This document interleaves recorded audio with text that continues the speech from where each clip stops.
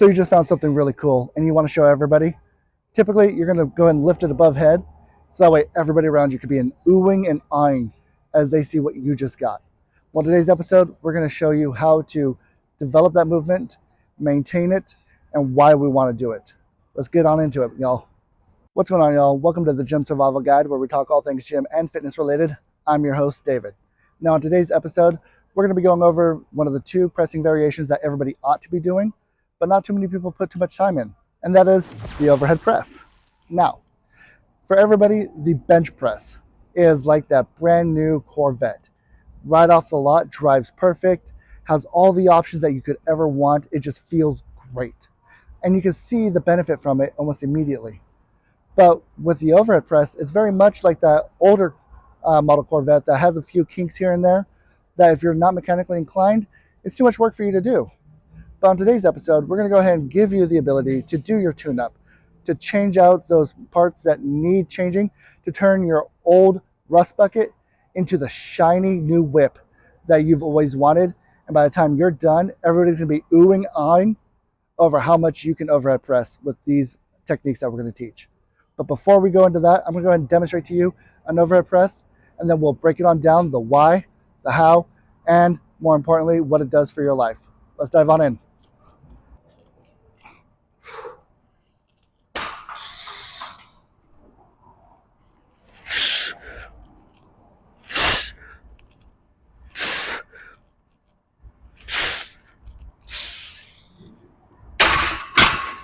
So that's how you perform an overhead press. Now, I make it look easy because it's what I do, but it is actually pretty difficult to get an overhead press to be as fluid as that with as much weight as that was. For some people, 135 pounds, nothing. But for anybody else that doesn't practice it regularly, it can be a task and a half. But like I said, this video, by the time we're done and you put these practices in motion, you will be an overhead pressing master. Now, I hope you can appreciate the scene change that we did. I have the complexion of Dracula covered in mayonnaise, and it's getting blistering hot outside. So I thought I'd come inside, back into the office where we shot a while ago, and just kind of chill out with you guys. So we're going to go over a couple things about the overhead press, why it's so necessary, what it does as far as working your muscles, and how to go and perform said overhead press. So I've referenced this video a couple of times in some previous videos about why I work out, why I think everybody should work out. But this one really hit me home, or hit home to me, not hit me home. Gosh, could you imagine getting hit so hard you are in home? Gosh, it's like a Will Smith slap right there.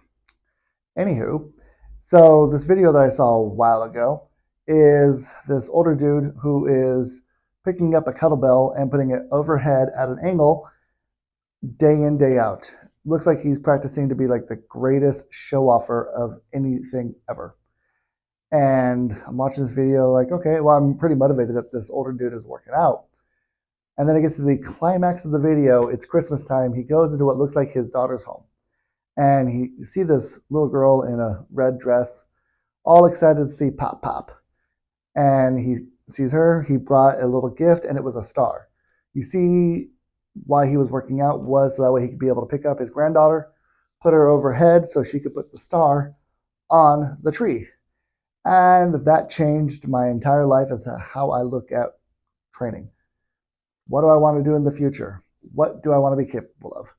And practicing the overhead press will be able to protect your range of motion and your strength in that range for as long as you can keep pressing. Now, there's a little bit more to protecting range of motion than just utilizing the movement, but good rule of thumb is if you don't use it, you lose it.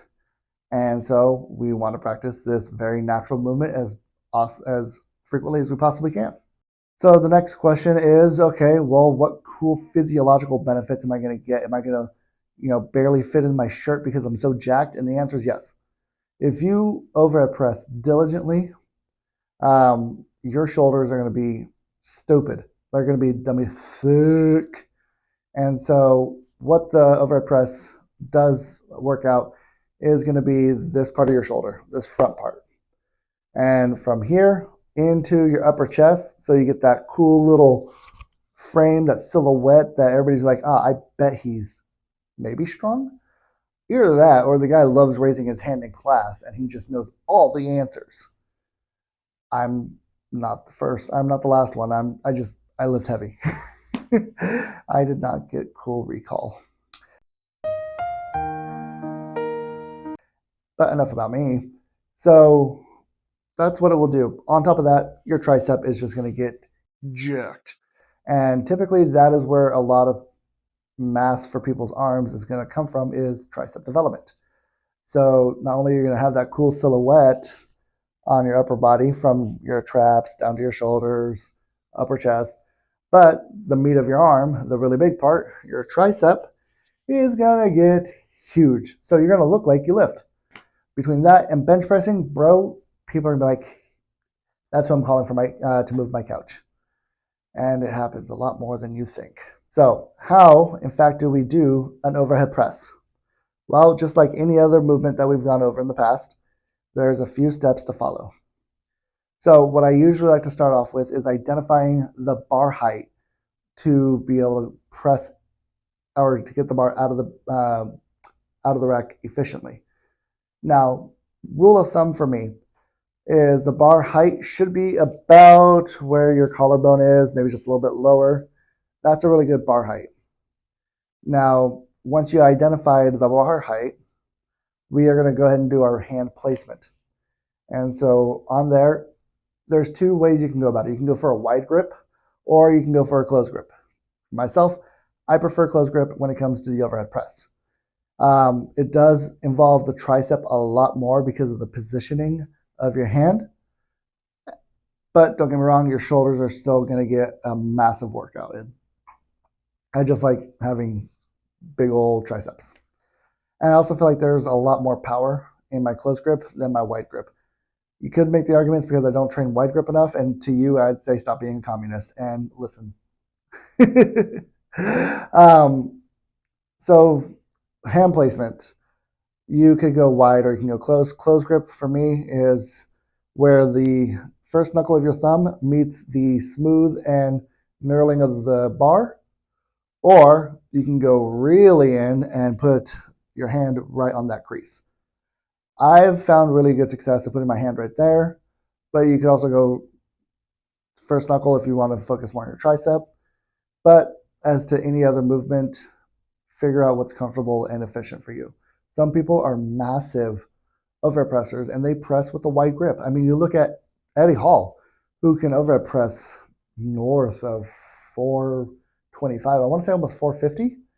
And same with the dude named Larry Wheels. The dude overhead pressed 405 at like 270 pounds with a wide grip. So, I mean, take it with a grain of salt, figure out what works for you, and just do that. So from there, the next cue we're going to go into is bending the bar. So what this means is, first, I didn't film this, I'm just going to show you. The line that goes down in your hand right here, that's what you're going to line onto the bar and grab it like this. And from there, now I have a cool video, you're going to do what's called an external rotation. What is this? When your shoulder just turns out. And the way you can cue this is you can practice with the PVC pipe or you could utilize the barbell. Imagine you're Superman and you are just tired of that barbell and you just want to break it in half. That's your external rotation. And what that will do is engage the back muscle called the lats. That's the big meaty part, and it'll give you a firm, sturdy foundation to press off of and give you all kinds of stability.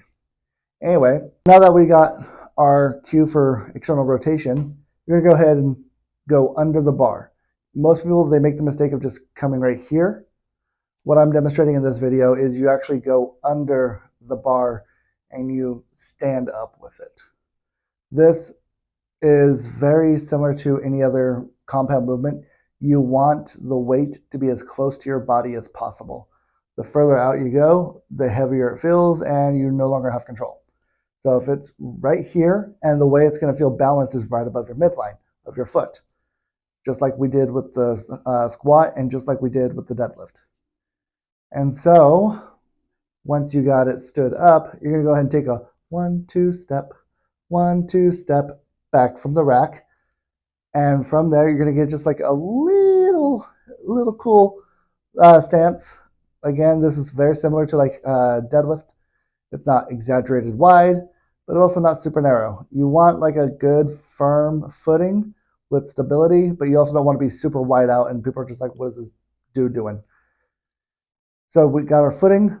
Now, if you want to be really cool, you can do an external rotation with your hips to engage your glutes to add an additional layer of stability.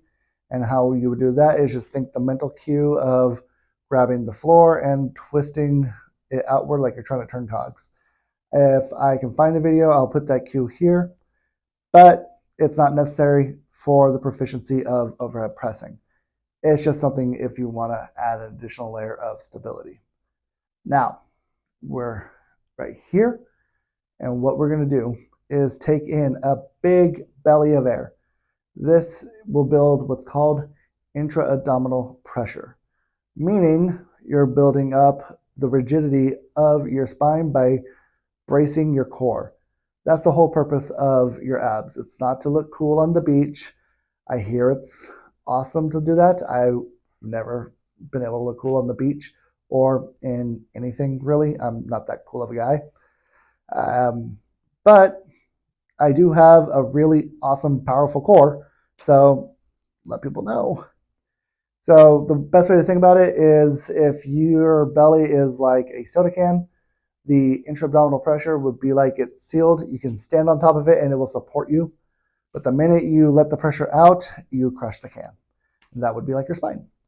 So you want that big belly of air and to brace in a 360 fashion. So that way your back is protected.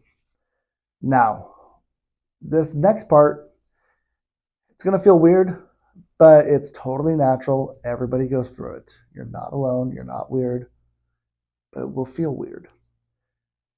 And that is going to be leaning back in the overhead press. Not super exaggerated back, but just enough to get your head out of the way and do almost what's similar to an incline press in that position.